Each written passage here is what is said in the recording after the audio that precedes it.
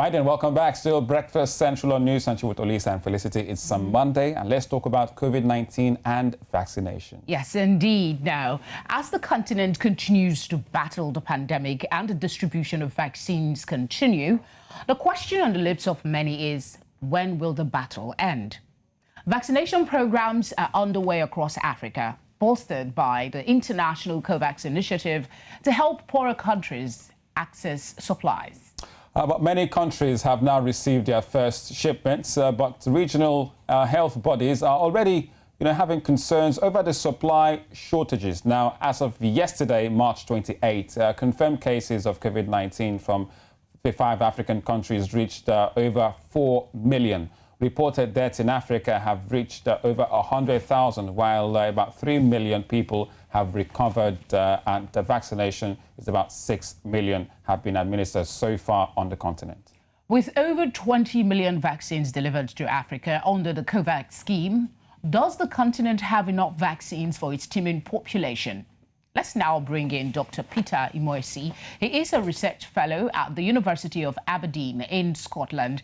Thank you very much for joining us. Before we get on to the conversation, you were just telling us that the time in Nigeria and in Scotland is the same now. So we're not like pushing you ahead of time, yeah, right? So it's good morning. Yeah. That's very correct, and thank you for having me. It's our pleasure. So, Africa has reported over 4 million cases of COVID-19, and despite the arrival of vaccines in some countries, the numbers keep rising. What are we not doing right? I think the question is not what are we not doing right. I think the question is, what is the science behind the cases we have in Africa? So clearly, you could see that despite 13 months on into the pandemic, we've only reported 4 million cases. And when you look at the level of fatality, we only have, I think, somewhere around 100 and something deaths in the continent. So clearly, you could see that the pandemic has not played out the same across board in other climes, just like in Africa as well. So basically, I think we should be looking inward to check what exactly is going on in Africa, because in the early days of this pandemic, people had some prediction that Africans would be dying on the streets and what have you. But 13 months down the line, that's not the case we have. So clearly, it's not what are we not doing, what we are doing wrong. The thing is, what exactly is going on in Africa, and why are we not reporting the cases compared to other continents, for instance, in Europe, North America, South America as well. So that's the clear argument. Okay, Dr. Peter, from what you're indicating to perhaps an under-reporting of the situation of the cases and, that we're having and deaths perhaps we're having in Africa. But let's look at the vaccination currently ongoing right now. The Covax initiative has so far delivered more than 20 million vaccine doses to more than, half of the countries on the continent. So how would you rate the pace of the exercise on the African continent? Just to give more clarity, so when you say underreporting, there is nowhere in Africa where there is sudden surge in cases. So we're not really having an opera of sudden death in the continent. If there is, definitely Africans will speak up. So if you say underreporting, if you look at cases of fatality between 2019 and 2018, there's no really much difference when it comes to fatality. So it's not a case of underreporting. The COVID disease doesn't really have a grip on African continent. And when it comes to the vaccination itself and the vaccine dose we have in the continent, well, we are not really manufacturing our own vaccine. So we are kind of leaning onto the Covax platform to get our own dose delivered to all the countries in Africa. So really, you can't really be the one dictating the pace of the number of doses you get, because you're more like the beggar here. And that's where you have to do what you call inward capacity development and the manufacturing of vaccine or any form of drug that may be beneficial to your own continent. So in this age and time, you could see that vaccine nationalism is at the top notch, despite World Health is preaching equity distribution. But everyone has to cater for their own people first before you look outside, which is understandable because this is a human race, basically. So the dose we have, which is just 20 million, my advice is that you give the dose based on the manufacturer recommendation. So if you are told to give the first dose, then 12 weeks after you give the second dose, my guess is that you should administer those doses to 10 million people. Then 12 weeks after you give the second dose, because you're not so sure where the next vaccine is coming from. That's pretty worrisome. I mean, from what you're saying, it seems to corroborate a recent report that suggests that Africa might not get to herd immunity until 2023. One of the challenges, among the many challenges really, that African nations face is not just the supply problem, but issues relating to storage and logistics when it comes to the administering of the vaccine. While we wait for the suggestion you talk, looking inward for us to get our own vaccines, how can we address this current issue? So when it comes to storage and supply chain, is really kind of not a rocket science, basically.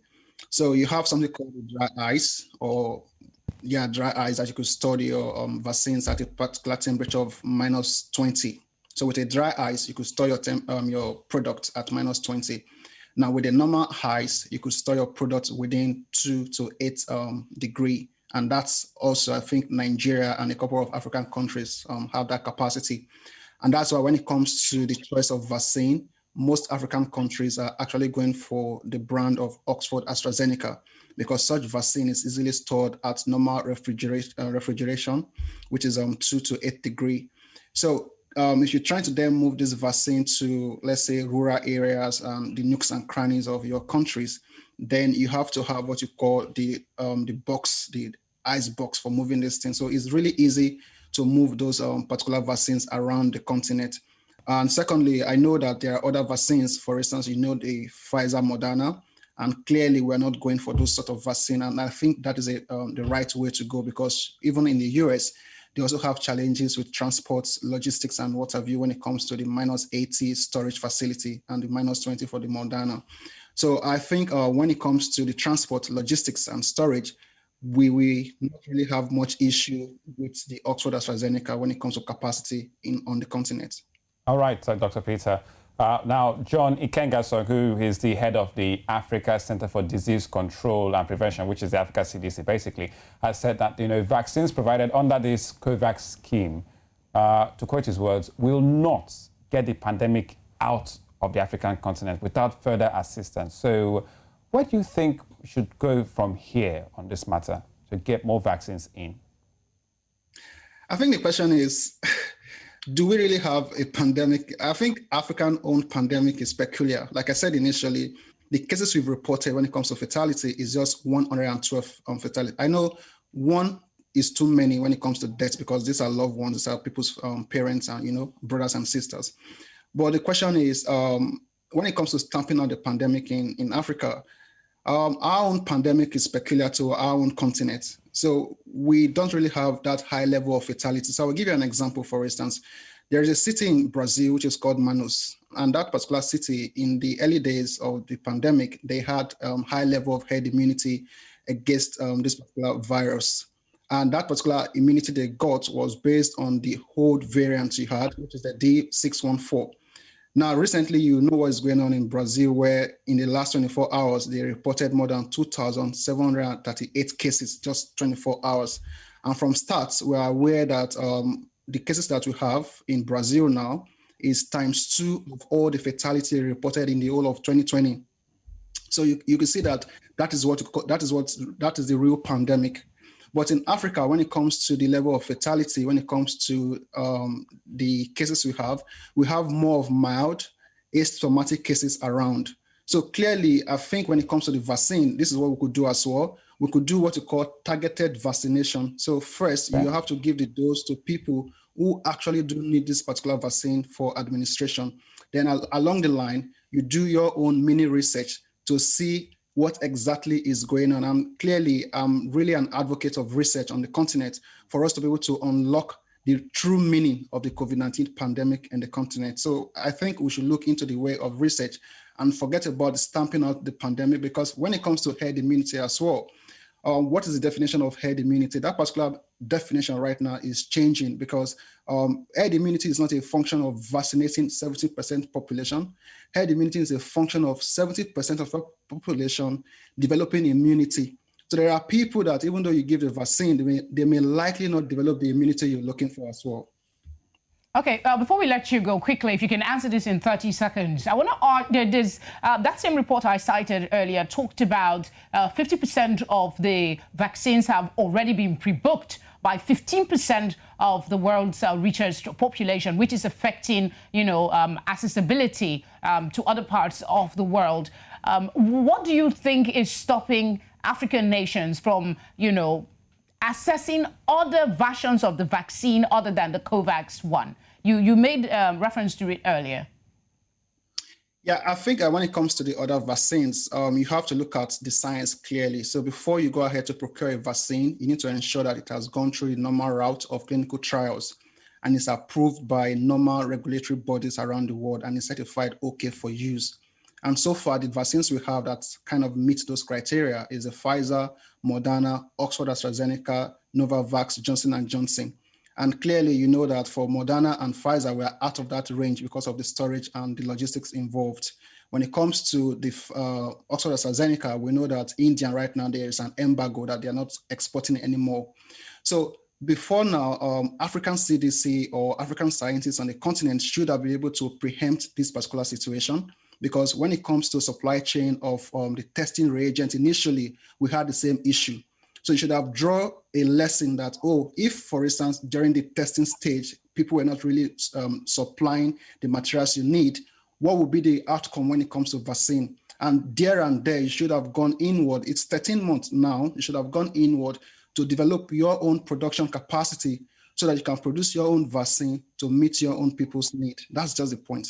I know I said the last question, but this one for the road, you're talking about producing our own vaccine. Nigeria PDF has come up to say that there are 2 vaccines undergoing the pipeline. In the pipeline. Are you optimistic that Nigeria can break the genes? No. That's very short and sharp. Can you explain maybe 10 seconds, please? The vaccine production is not rocket science. At the same time, it's not just more like drinking water. When you look at that particular announcement, what I was expecting to see is what is the candidate vaccine, who is responsible for the development of this vaccine, what is the capacity. So for instance, do you have any manufacturing capacity in Nigeria? No. Do you have the capacity for clinical trial testing? No. Do you have the resources, for instance, tissue culture laboratory to do many preclinical trials in the country? No. We know that in Africa, for instance, the country that really do produce a few vaccines for other diseases is one, South Africa, and they can make about 25 million per annum. You have the one in Senegal when they do the yellow vaccine, and they can really produce 15 million per annum. Then you have a few others, one in Tunisia and Egypt. And those ones, when it comes to per annum production for the vaccines they are producing, is somewhere around 100,000 per annum. So clearly, when you sum up these numbers in the continent, you see that what we can produce for other sort of diseases is somewhere around 4.2 million vaccines. So for instance, I'm not seeing any capacity in Nigeria. So we should be careful the kind of information we put out there in the media to say, we have a vaccine. So the word here is not even vaccine. You could say vaccine candidate, because that actually could go through the clinical trial stage and it will just come out fail, basically. So it's not a guarantee that once you have a vaccine candidate, that particular vaccine candidate is going to get to the end of the production line. Well, Dr. Peter Imoesi, Research Fellow at the University of Aberdeen, joins us now from Scotland. Thank you so much for your time once again on Breakfast Central. It's been such a delight to have you. Thank you for having me.